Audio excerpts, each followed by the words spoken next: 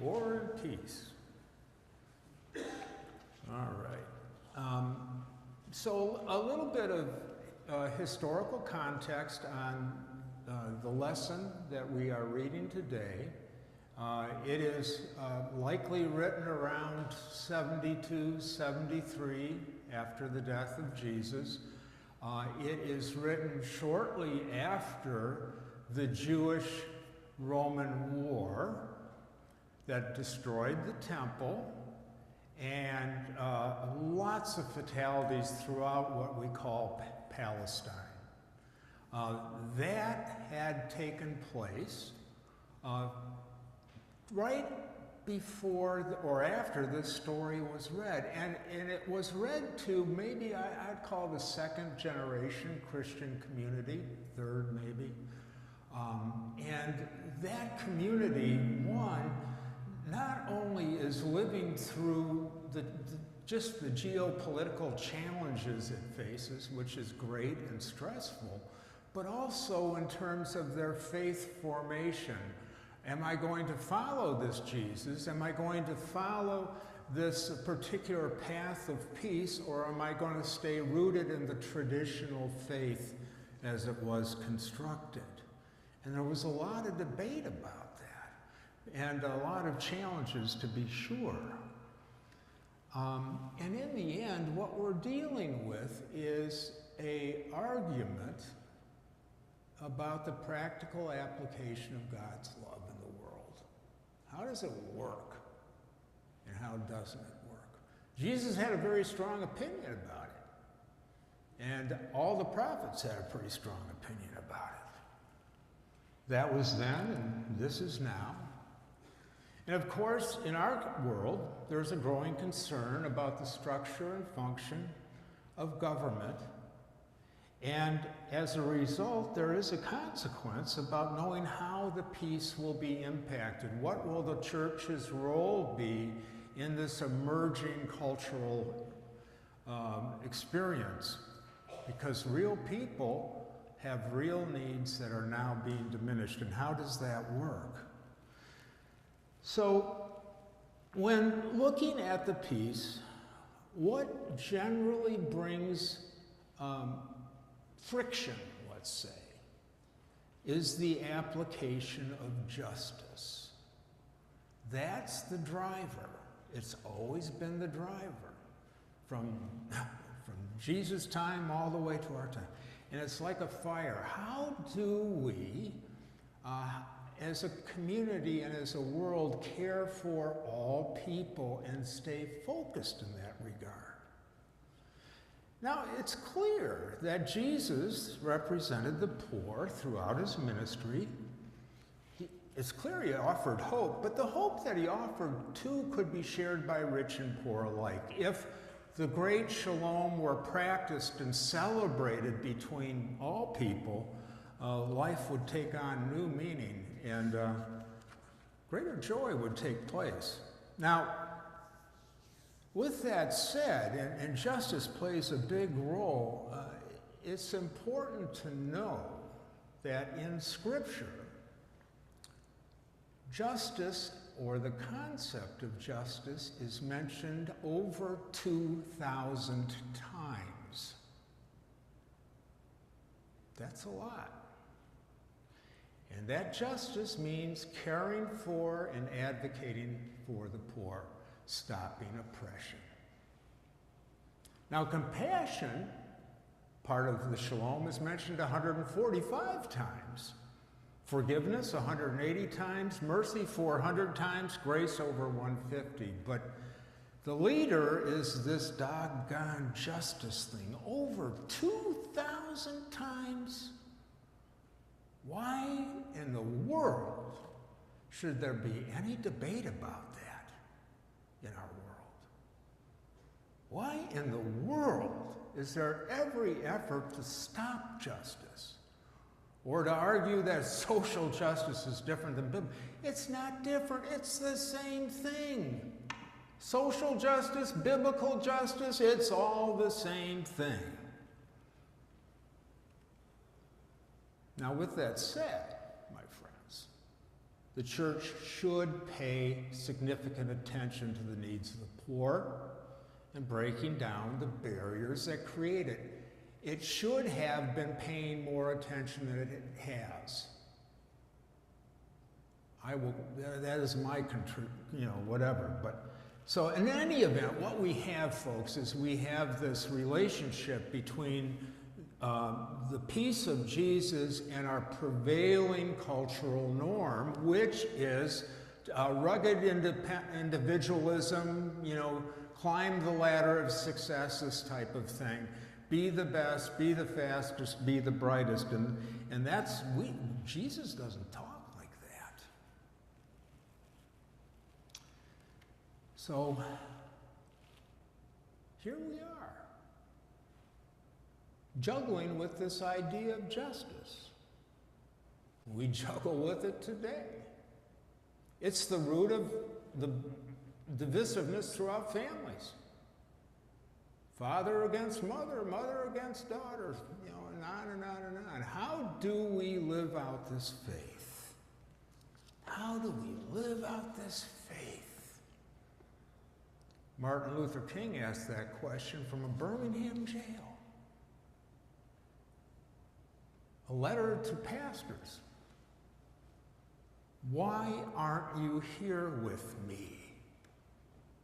What in God's name are you preaching?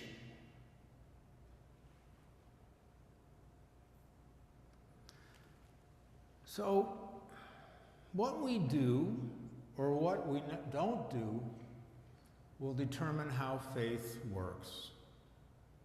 Now, in my ministry, I enjoy getting into conversations about matters of faith with people and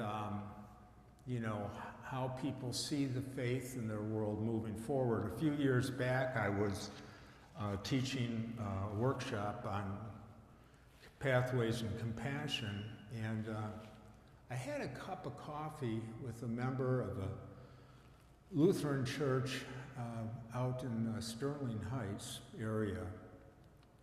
His name was Alex, and here's the thing. He said, all my life, as I think about this conversation, he says, all my life, I was taught to be the best, to go to the best schools, to have the best friends, to have the best of everything. Now, I was taught to love Jesus as well. But you see, I wanted to be successful. I wanted to be liked. And in the back of my mind, there were some of the sayings of Jesus that I learned in Sunday school. Sayings like, whenever you feed a hungry person, you feed me. But then, as time goes on, those thoughts kind of fade away. They fade away.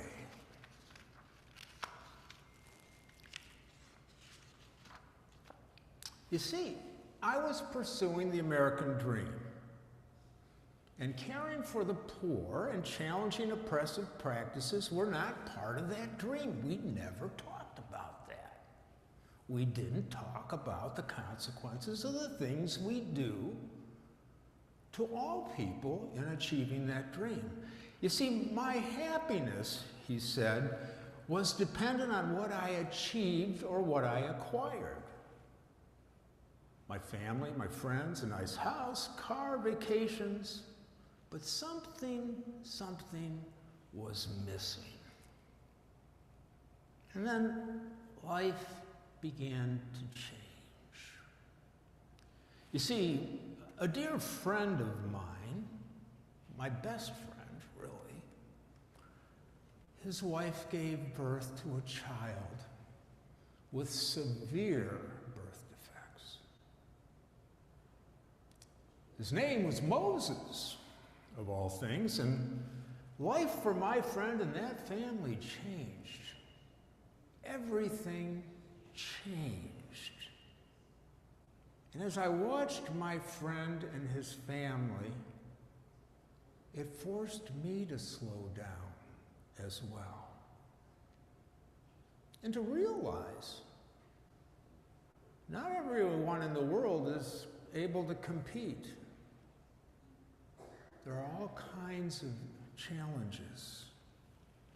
So I took a few steps back, and what happened was I was able to see a whole lot of folks as I took a few steps back that were slower than the pace of this society.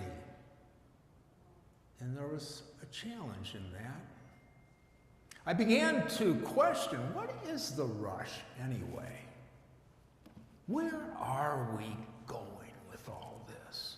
And to what end? You see, my friend's son, Moses, became an open door to seeing so much more of life. And I think he was for me, he was my Jesus. And it forced me to slow down. In the end, I kept my job in the corporate world, but I stopped competing for promotions. Enough is enough. I had more than enough. And I explained what was happening to my wife, and she said, "Thank God.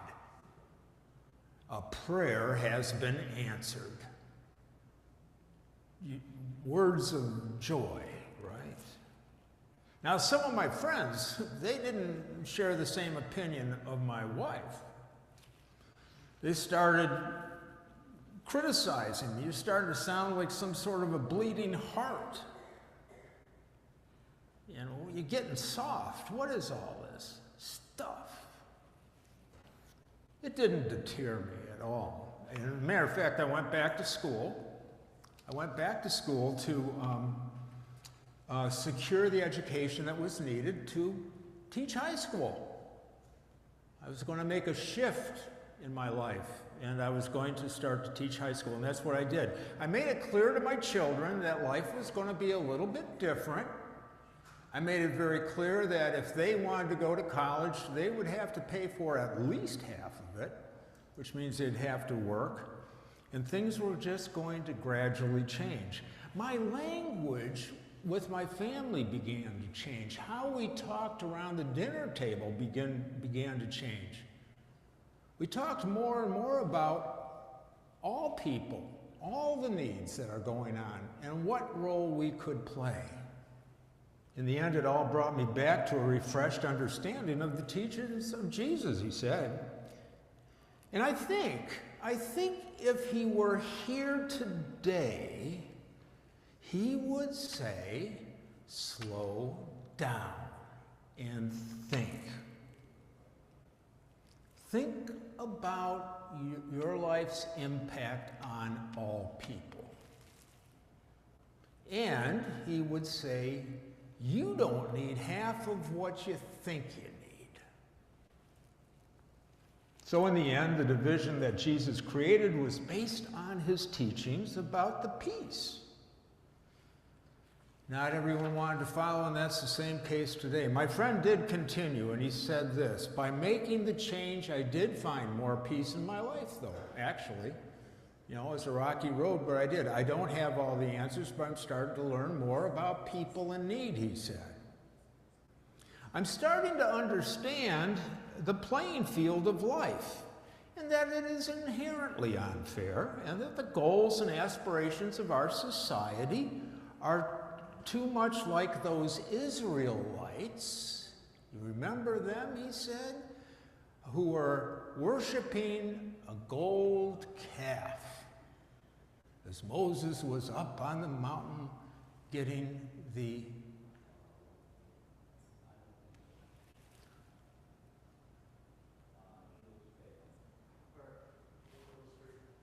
okay. All right. And so we're going to close this sermon off. We've had an episode here.